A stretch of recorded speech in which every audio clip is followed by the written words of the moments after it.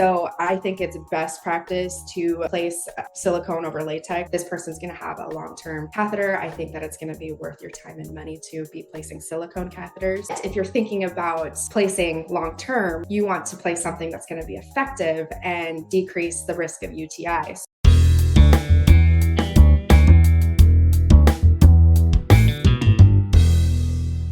Hey out there, everybody. Welcome back to the Nursing Home Abuse Podcast. My name is Rob. I will be your host for this episode. Today, we're talking about catheter-associated UTIs, particularly in those who are going to be using catheters for the long term, not short term. But we're not doing that alone. We have the wonderful Kaci Korthuis with us to talk about the risks and how to mitigate the risks of long-term catheter use. But before we get into that, now it's time for the question of the week. And again, another chance to win the Nursing Home Abuse coffee mug. It's the perfect vessel from which to drink your morning coffee. How to win it is potentially super easy. I'm going to try to go through this step by step so that it makes sense. To participate, go to our TikTok, which is at Justice for Residents, scroll around, look for the thumbnail that has Little Richard on it. Little Richard, the musician, very famous from the 1950s, from Macon, Georgia. And you'll need to find that one in order to win or have a chance to win the mug. So once you locate Little Richard, click on it and then comment your answer to today's question of the week or this week's question of the week and your favorite classic rock song. Your favorite classic rock song. And this is the thing is like, I don't know what you consider classic, but I consider classic from like the 50s, right? So my favorite classic rock song, which maybe at this point now is ancient golden era rock song, not classic rock, but is Lucille by Little Richard. I love the song Lucille by Little Richard, which is in fact, I think is a cover from earlier versions. Anyway, I digress. So comment your answer to the question of the week along with your favorite classic rock song, and then we're going to pick randomly the winner each week. Winners are announced every Sunday on TikTok and at schenkfirm.com/podcast/giveaway. The mug will be shipped at the end of the month, so make sure to participate.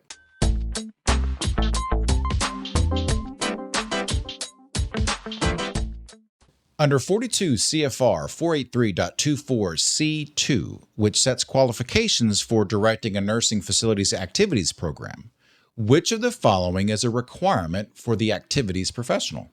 Is it A, to be a qualified therapeutic recreation specialist or an activities professional, B, have a minimum of 5 years of experience in recreational therapy, or C, have a degree in social work or other community program?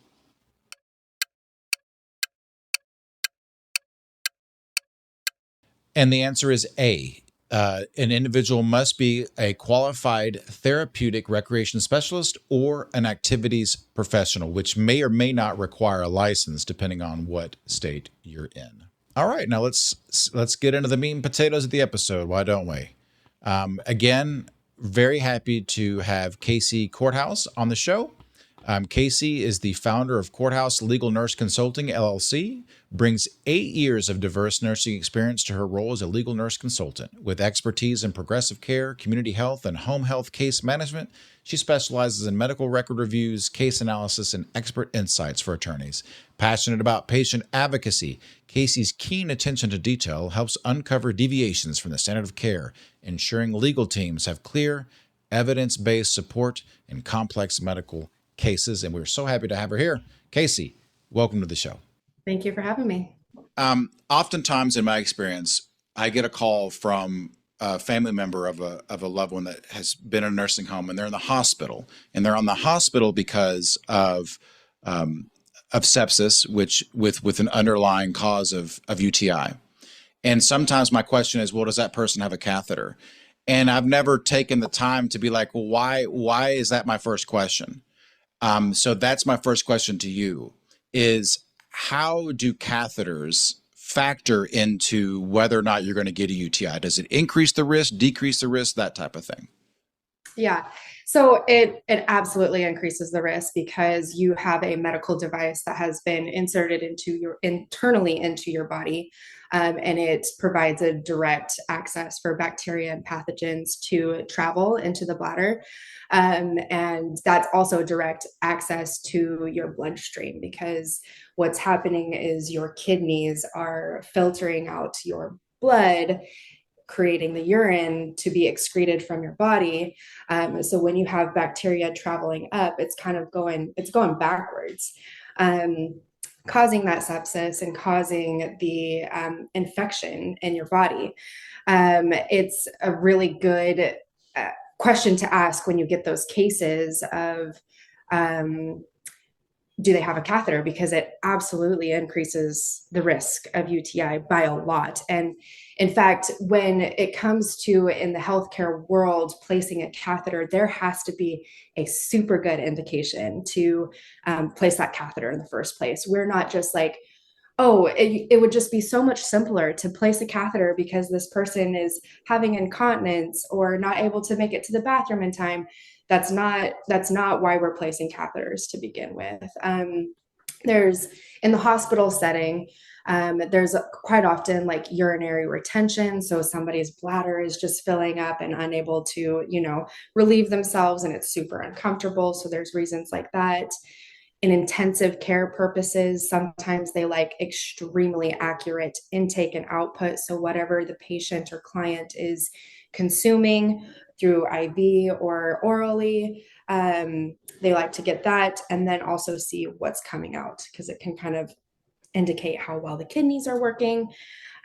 So that's in the hospital setting. That's why the catheter would be placed. That's interesting. So, I guess I never thought about it in those terms. Is that it's the catheter, depending on what your clinical condition is, isn't necessarily the first go-to thing, and it's because of that risk of infection, if I understand you correctly. So, there's going to be a kind of a cost-benefit analysis of whether or not a catheter is going to be inserted. One of those being, okay, if we need to know exactly what your input output is, maybe that's going to be a factor in favor of the catheter versus not, etc. So let's back up a little bit then. What are some of those clinical conditions that would warrant a catheter?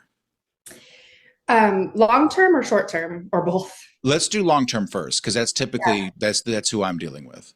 Yeah, and it's typically who I'm dealing with as well. So I'm often the nurse who goes in for the orders of placing a catheter every single month. Sometimes it's every 3 weeks. Sometimes it's more frequent depending on the client or patient. But for long-term conditions, you would find like spinal cord injuries, and then paralysis. Typically in males, like prostate issues. So urinary retention is a really big one, and yeah. So those would be like the primary long term conditions. Tell me about so we have a resident, they have a catheter. What are some of the signs that are the observable signs that there is an underlying infection that's brewing or that's going on? Yeah, CAUTIs, catheter-associated UTIs, can be sneaky and they can be pretty angry beasts. And with elderly folks, which are the nursing home demographic, um, sometimes you don't get any signs until they start acting very confused. And I've had patients like have completely alert and oriented patients. And they're like, last night I thought I saw somebody out my window. And it's like, oh, you know what? That kind of gets my nurse brain thinking, like, I bet there's something going on. So then I start asking questions like, well, how is going to the bathroom? Are you peeing clear your sorry, peeing clear yellow urine? Sorry, that's and everybody's like, wait, what did you say? What is that? Clear yellow urine. Are you peeing clear yellow urine? Do you have any pain when you pee? Do you feel like you have any retention? Are you having difficulty peeing? Do you have flank pain or back pain? So that kind of gets me wondering, like, okay, so is something going on? And oftentimes it's mental, like, the mentation and cognitive status of these clientele, especially in the That elderly that's community. interesting that you say that, and you use the term nurse brain. That's awesome. So if the individual's baseline is not to hallucinate that they've seen, their former wife or former spouse or whatever it is, if there is a catheter, that's the first thing you're going to, is that this is an initial sign of infection because they have a catheter. Whereas if they didn't have a catheter, your decision tree might be different. Yeah, yeah. Catheter would be my first one. I would then go to UTI because you can get UTIs without catheters placed. Catheters are just you know, it's an easy way to get a UTI. I will say too, another thing is weakness, like just especially like lower extremity weakness. I might have a client who fell last night. And I'm like, usually they're really, strong people, or they're able to ambulate just fine to the bathroom. Why did they fall? Or that's another really good indicator. It's interesting that and you said that you talked about your nurse brain. I'm just a layperson, and so what's interesting to me is, as I hear you say, is that some of the times the initial symptoms are behavioral or cognitive, as opposed to what I would imagine as being the ones that are first, which is different colored urine. Urine smells differently. Perhaps they're not urinating as much. Those are kind of like, for me, that's what I associate with. But it's interesting that you talk about behavioral and cognitive differences are Mm. are are are, are kind of the telltale signs. Absolutely. Yeah. And quite oftentimes you're working with clientele who already have cognitive behavioral issues. And so it's super important to be listening to the caregivers and the people who are seeing them every single day and do know their baseline, because sometimes it's just something very little. And then advocating for that patient and that client, with their provider, just being like, I have a sneaking suspicion, and not that they can make orders like, I think you should do this, but it's more of like, there's a couple indications that could mean that they have a UTI. And if they have catheters, I've never had a provider be like, I don't know, let's question this a little bit more. Usually it's just like, okay, they've got a catheter in place. You, It's absolutely. yeah, straight away just treat it as an infection. Okay, so let me ask this. So Hmm. um, we've talked about, like, okay, these are the signs of it, right? What about prevention? So let's talk about, is there anything in particular that nurses should be doing, that it's, that would reduce the likelihood that there is a catheter associated UTI?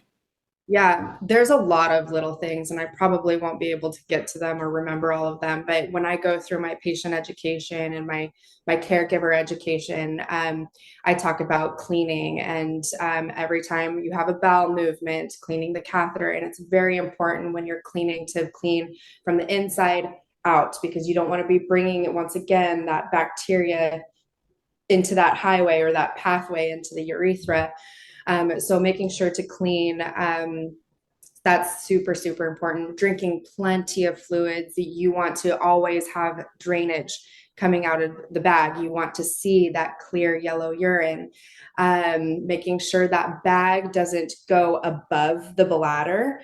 Making sure it's always below. So there's different bags that you can place. There's leg bags that are a little bit more discreet, just for people and patient dignity. And then there's like larger nighttime bags, or bags that can kind of be put on a wheelchair or something. Making sure when you're moving that, not bringing it above the bladder. So those are like the main tips and tricks that I give to patients and caregivers on how to prevent UTIs. We had a guest on many years ago, and I'll link it in the description. And she described that nowadays, and this was news to me at the time, but the catheters can stay in for a month at a time, and that was crazy to me. I think this is maybe 6 or 7 years ago we had this episode. But is that still the case? Like, we're still at that point where the standard is typically 30 days with the catheter and then replace? Yep, yep. So, say you have a patient or client who just has an order for long-term catheter placement due to urinary retention or maybe some prostate issues. And they're expected to have this catheter for a long period of time. Typical first order is change every 30 days unless indicated, to change it. Um, and what I typically do with my patient load is if they're having long-term catheter orders, I would like to opt in for a silicone catheter. So I think it's best practice to place silicone over latex, and silicone is it's much more expensive than latex, probably like 6 times more expensive, depending on the size of catheter. But if you're thinking about placing long term, you want to place something that's going to be effective and decrease the risk of UTI. So when I'm making my case to the company who's paying for the equipment, I say, this person's going to have a long term catheter. I think that it's going to be worth your time and money to be placing silicone catheters. They're much they're easier to place, in my opinion, and they can be more comfortable for the patient. But typically every 30 days, and if I get that, in my load, then I'll start placing silicones. That's interesting that you're talking about, as a nurse, preferring silicone catheters over latex catheters, at least for long term people that are going to be having a catheter for a long time. What can you say about? I understand ease of use and it's more comfortable and these type of things, but like, is there any argument about whether or not one or the other reduces the likelihood of UTI? Yeah. So silicone catheters may be more expensive initially. They offer significant benefits. One of them, reduce risk of encrustation and blockages. When I go to, provide perineal care to a patient, it's much easier to clean it. Latex can, kind of just build up, Gunk. Yeah. gunk. Yeah, we'll Yeah. say that Yeah. gunk. We won't go into healthcare terms or Yeah. anything, but it also lowers the potential for allergic reactions and inflammation, greater comfort and durability for prolonged use. So that's typically like the main reasons that I'll start using a silicone. I see. That makes sense. I mean, obviously, like if it's reduces the buildup of things, that in and of itself would lower the likelihood of infection. That makes sense. So kind of what, like if you had a family in front of you and their loved one is has a catheter for the long term, what would be some of the things that you would tell them to get them on board with reducing the likelihood of infections? Yeah. I've had a couple clients recently that it's been really difficult for them to um, kind of wrap their head around having a catheter. I kind of talked about earlier about like the dignity part of this. Mhm. And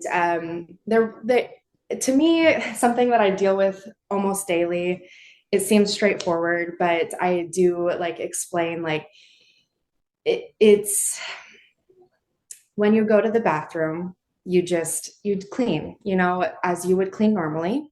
And I once again explain like cleaning inside to out. Um, Regular emptying. So like if it makes sense, I usually go to the bathroom this many times without a catheter. I'm going to go to the bathroom this many times with the catheter, and kind of like keep to your routine and not try to like stress too much about it. It's a big life change for these folks. So visiting the bathroom as normal, emptying as normal, um, and yeah, just making sure your perineal area is clean. Excellent. Well, Kaci, we really appreciate you coming on the show and sharing your knowledge with us. Yeah, thank you so much for having me. It was a great opportunity. Well, folks, I hope that you found this episode educational. If you have an idea for any topic that you would like for me to cover, please let me know. If you have an idea for any guest that you would like for me to talk to, please let me know that as well.